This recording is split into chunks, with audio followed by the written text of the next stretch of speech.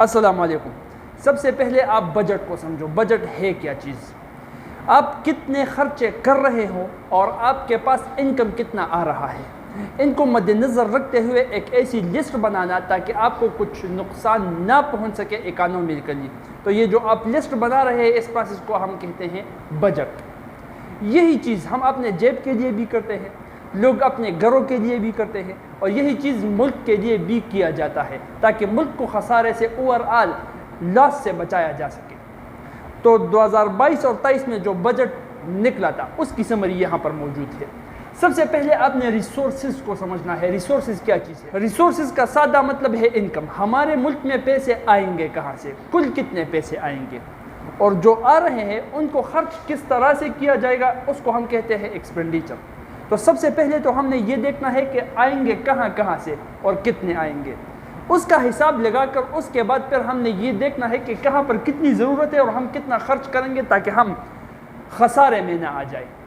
تو یہ جو لسٹ بنا ہے یہ ہے بجٹ پاکستان کا۔ دیکھو ریسورسز کیا کیا چیز ہے، اس میں کیا کیا شامل ہے۔ پاکستان میں پرائیویٹائزیشن سے ₹96 بلین اسٹیمیٹ کیا گیا ہے کہ یہ آئیں گے۔ پرائیویٹائزیشن مطلب کوئی ادارہ، کوئی کمپنی، کوئی چیز اسٹیٹ کے اونرشپ میں تھی، اب وہ پرائیویٹ کسی ایک انویسٹر کے ہاتھ میں چلی گئی ہے، اور وہ انویسٹر اس کا استعمال کر کے ملک میں یہ پیسے لائے گا۔ تو دس از نون ایز پرائیویٹائزیشن پروسیڈز۔ اس میں سے 96 بلین روپیز ہم کو ملیں گے، یہاں سے 96 بلین روپیز کا اندازہ لگایا گیا ہے کہ یہ آئیں گے۔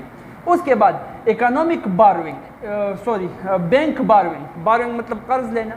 بینکوں کے ذریعے جو قرض لیا جائے گا اس کے ذریعے ہم کو پیسے پہنچیں گے 1.172 ٹریلین روپیز۔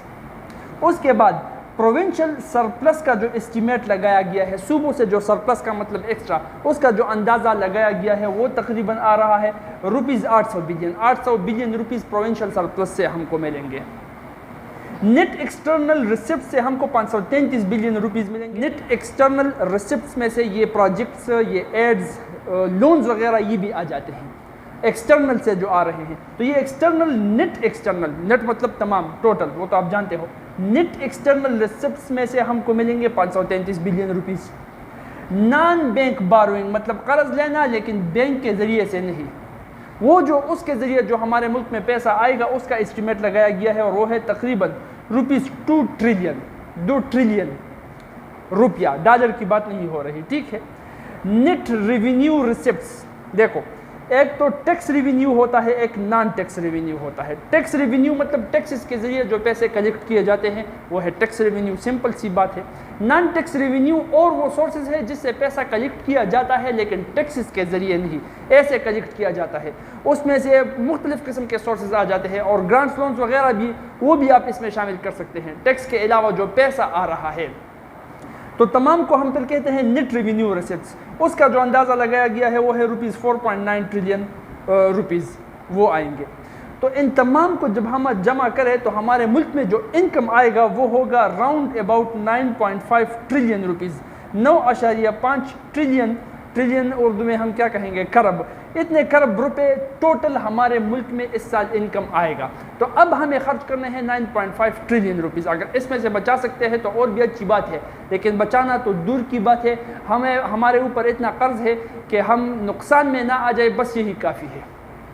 تو وہ ایکسپینڈیچر بھی ہم نے 9.5 ٹریلین روپیز کا ہی بنایا ہے، کہاں پر کتنا ہم خرچ کریں گے تاکہ ملک ترقی بھی کرے اور نقصان بھی نہ ہو پائے، اور اس کی سمری یہ ہے۔ دیکھو فیڈرل PSDP اور نیٹ لینڈنگ کے لیے 808 بلین روپیز مختص کیے گئے ہیں۔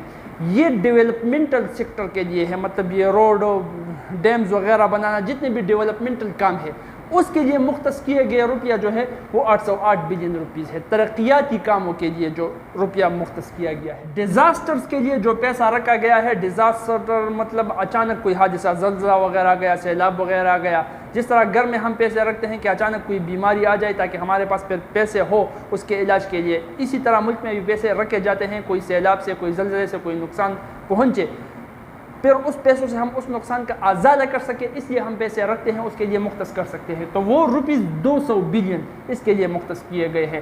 سول گورنمنٹ کو چلانے کے لیے ₹550 بلین مختص کیے گئے ہیں۔ سبسڈیز اور پینشن، سبسڈیز تو جانتے ہوں گے نا، یہ گھی میں، پیٹرول میں وغیرہ میں جو رعایت اسٹیٹ کی طرف سے عوام کو ملتی ہے جو رعایت، اس کو ہم کہتے ہیں سبسڈی۔ اب تک پیٹرول پر سبسڈی دی جا رہی تھی تو پیٹرول لیٹر 150 کا ملتا تھا، جیسے ہی سبسڈی ہٹائی گئی پیٹرول ایک دم سے 210 تک تو پہنچ گیا۔ اس کے بعد اور جو سبسڈی وہ ہٹائی جائے اور پھر لیوی ٹیکس بھی لگایا جائے تو 300 تک بھی پیٹرول پر لیٹر پہنچ سکتا ہے۔ تو جو رعایت اسٹیٹ کی طرف سے عوام کو مل رہا ہے اس کو ہم کہتے ہیں سبسڈی۔ اور پینشن تو آپ جانتے ہوں گے، جو سرکاری ملازمین ریٹائر ہو جائے اس کے ریٹائرمنٹ کے بعد اس کو جو پیسہ ملتا ہے اس کو ہم کہتے ہیں پینشن۔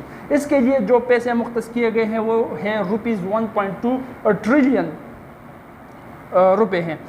گرانٹس اور پروونسز کو جو گرانٹس اور ٹرانسفر کے لیے پیسے مختص کیے گئے ہیں، دیکھو گرانٹ کو سمجھو، گرانٹ وہ پیسے ہیں جو کہ ایک کام کے لیے دیے جاتے ہیں، قرض کی شکل میں نہیں۔ قرض اس کو کہا جاتا ہے، ڈیٹ اس کو کہا جاتا ہے جس کو واپس لینا بھی ہوتا ہے، گرانٹ کو واپس نہیں لیتے۔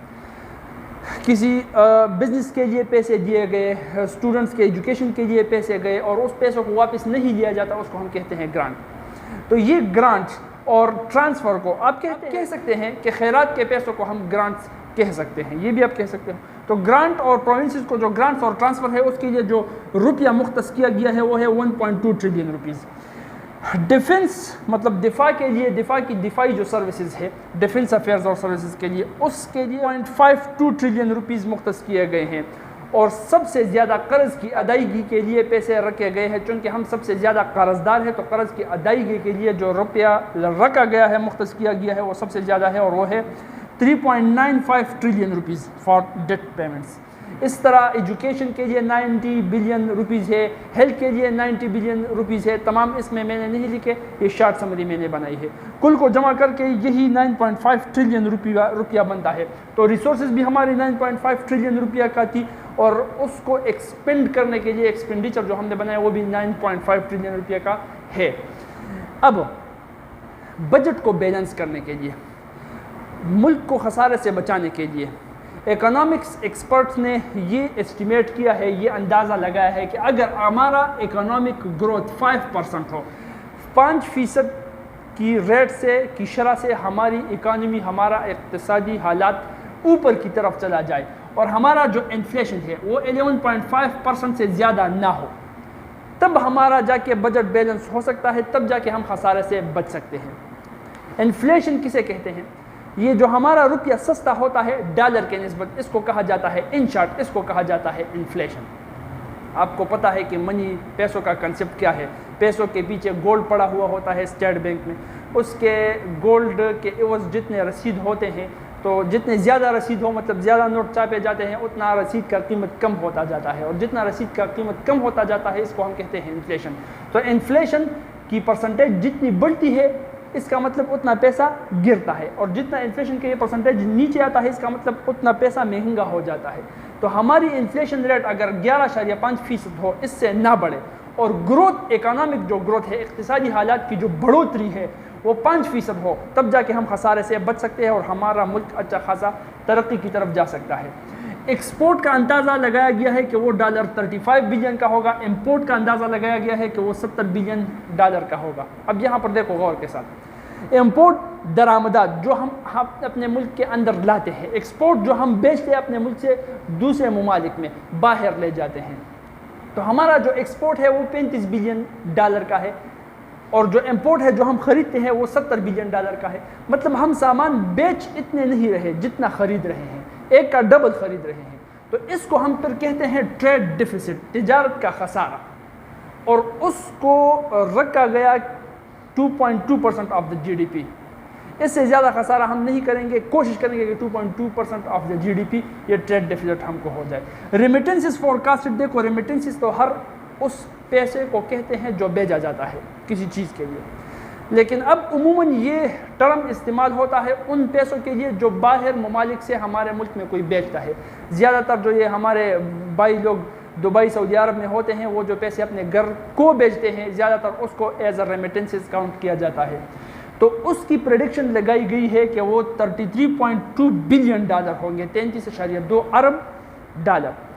فسکل ڈیفیسٹ، فسکل خسارہ، مطلب ہمارے اخراجات جتنے ہیں اور ہماری کمائی جتنی ہے، کمائی کے نسبت اگر اخراجات زیادہ ہو جائے تو یہ جو خسارہ آ رہا ہے اس کو کہا جاتا ہے فسکل ڈیفیسٹ۔ اس کو رکھا جائے گا، کوشش کی جائے گی کہ وہ 4.9% آف دی جی ڈی پی، ہماری جتنی جی ڈی پی ہے، جی ڈی پی پر ہم مکمل کلاس لے چکے ہیں، اس پر کچھ بھائی لوگ کچھ ایکسپرٹس تھے وہ شکایات بھی کر رہے تھے، تو جی ڈی پی کی جو ڈیفینیشن میں نے کی ہے وہ ڈیفینیشن نہیں تھی، وہ کلو تھی، وہ لیمن ایکسپلینیشن تھا، وہ ان کے لیے تھا جو سمجھ نہیں سکتے، کیونکہ میری کوشش ہوتی ہے کہ میں اپنے کمزور سے کمزور اسٹوڈنٹ کے دماغ میں بھی یہ اپنے الفاظ وہ پلیس کر سکوں، وہاں پر اس کو سمجھا سکوں، اس لیے پراپر ڈیفینیشن میں نے نہیں کی، لیکن بعد میں باتوں میں نے proper definition G D P کی پوری کی تھی، ایک جی ڈی پی پر میں نے 6-7 منٹ ڈیفینیشن کے اوپر لگائے تھے، تو اس لیے تھے۔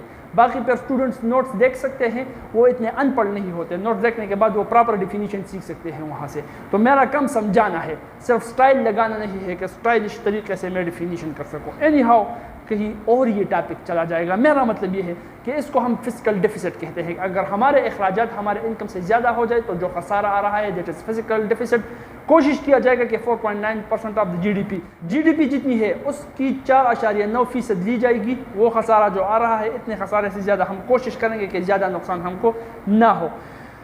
جو لوگ سال کے 30 ملین روپے کما رہے ہیں اس کے اوپر 2% کا اضافہ ٹیکس لگایا جائے گا تاکہ پیسے ہمارے ملک میں آ جائے، اور جو نئے گاڑیاں بن رہی ہے اس کے اوپر بین لگایا جائے گا۔ ظاہر سی بات ہے ہمارے ملک میں گاڑیاں تو بنتی نہیں ہے، تو یہ باہر سے پھر امپورٹ کرنی پڑیں گی، امپورٹ آلریڈی ہم خسارے میں جا رہے ہیں تو زیادہ خسارہ ہم کرنا نہیں چاہتے کیونکہ ملک کے اقتصادی حالات اچھے نہیں ہیں، اس لیے نئے گاڑیاں خریدنے پر پابندی لگائی جا چکی ہے، اور مختلف اور بھی لگژری آئٹمز ہیں جن کے امپورٹ پر آلریڈی بین لگایا جا چکا ہے۔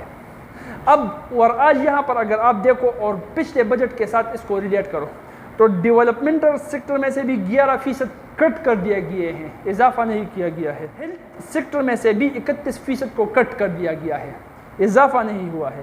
اسی طرح سے ایجوکیشن تعلیم کے بجٹ میں سے بھی 1.5% کو کٹ کر دیا گیا ہے، انکریز نہیں کیا گیا ہے، اور یہ کٹ ہر جگہ پر اس لیے لگائے گئے ہیں کیونکہ ملک کے حالات اچھے نہیں ہیں، اضافہ ہم نہیں کر سکتے۔